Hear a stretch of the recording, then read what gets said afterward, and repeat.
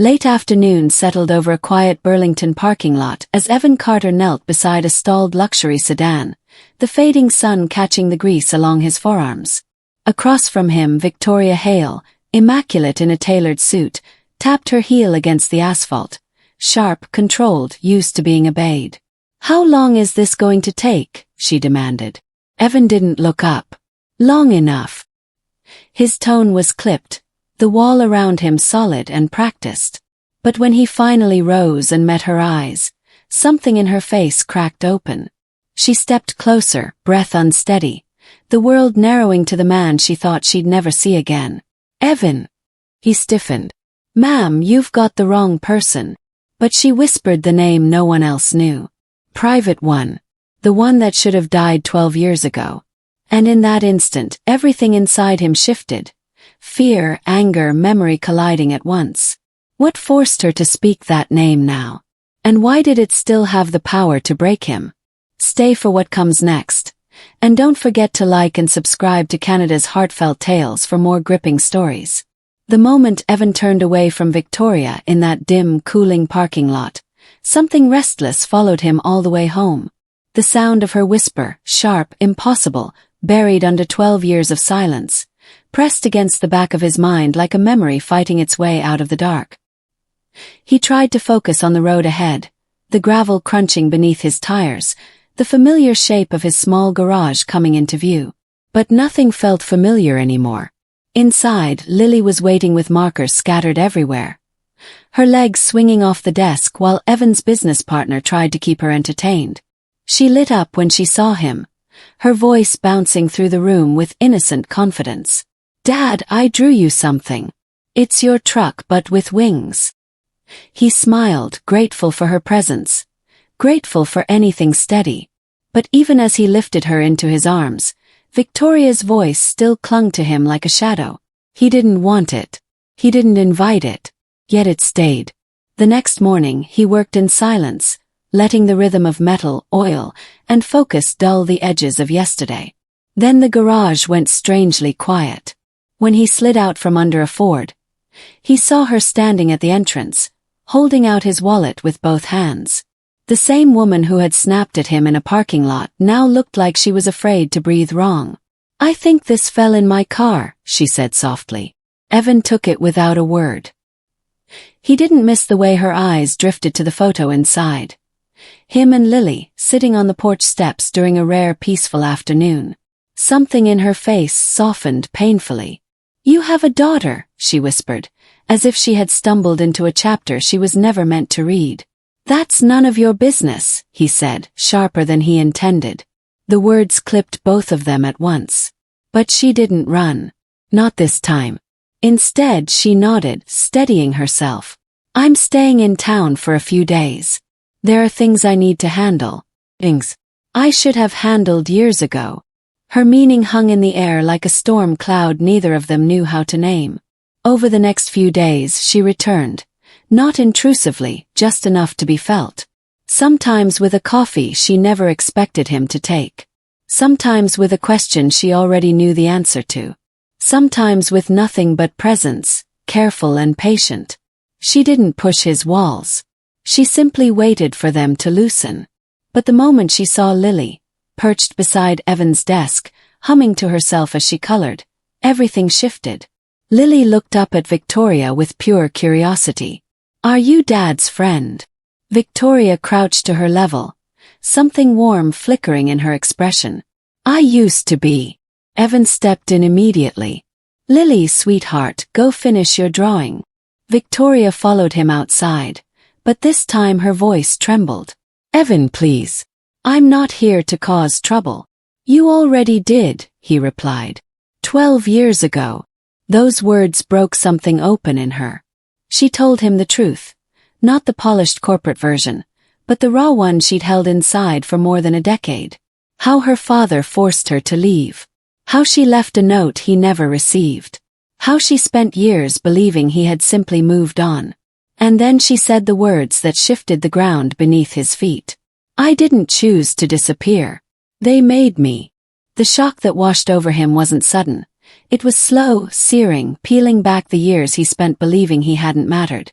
When she revealed what her father had done, how he manipulated the accident report that ruined Evan's scholarship, how he framed Evan to protect his own company, Evan's hands tightened at his sides. Every sleepless night, every rejection letter, every door that slammed shut on his future suddenly had a name, face, signature. Christopher Wells. The man her father wanted him to fear. You're telling me the person who destroyed my life was sitting in a corner office giving orders? Evan asked quietly. Her voice cracked. Yes. And I'm done protecting him. That night, she combed through her father's files until her eyes burned. She found the altered reports, the margins annotated with her father's initials, the hidden liability that would have destroyed his empire. She found the truth he buried, and the truth he stole from Evan. The confrontation that followed was a storm waiting 12 years to break. She walked into her father's office with the documents in hand. He didn't rise. He didn't greet her. He simply smiled the way powerful men smile when they believe they own the world. But the smile faltered when he saw the papers. You had no right, he hissed. You had no right to ruin his life, she shot back. You lied. You manipulated evidence. You weaponized your power against a 17-year-old boy. Her father stood, voice icy. Everything I did was to protect this family and this company. No, she said. You did it to protect yourself. He warned her she would lose everything. Her inheritance, her position, her future, if she pursued this. But for the first time his threats fell hollow. She simply looked at him and whispered, "Then I'll start over without you," and walked out. The next evening she returned to Evan with everything. Documents, proof, every rotten detail her father hid. Evan listened without interruption, letting the truth settle into the long empty spaces inside him. He had carried guilt for so long that letting go of it felt like stepping into unfamiliar light. At the diner later that week, Lily took Victoria's hand naturally, as if the universe had been waiting for them to meet. Evan watched the interaction, a mix of caution and something quieter, gentler. Possibility. When Lily ran to the restroom, Evan leaned forward. She likes you. That's rare. Victoria swallowed. Do you? He didn't answer immediately. But he didn't pull his hand away when she reached for it. Days later, everything came crashing into the public eye. A whistleblower leaked the altered accident records to the press. Reporters flooded the Wells Corporation headquarters. Stock values plunged. Board members demanded explanations, then demanded resignation. Christopher Wells, the man who had controlled an empire with fear and deception, was forced out in a unanimous vote. Cameras captured his exit. A powerful man reduced to a disgraced figure escorted out while protesters shouted for accountability. For millions watching, it was justice. For Evan, it was freedom. He didn't celebrate. He simply breathed, truly breathed, for the first time in 12 years. But the moment that mattered came in the quiet of his garage, long after the dust settled. Victoria appeared at the doorway again, unsure whether she was welcome. Evan looked at her for a long moment. Then he said quietly, "You didn't owe me this. But you did it anyway." "I owed you the truth," she replied. "And I'm not disappearing again." He stepped closer, the hum of the street lamp flickering behind him. He didn't speak. He simply took her hand, not with urgency but with recognition. The past hadn't vanished, but it no longer owned them.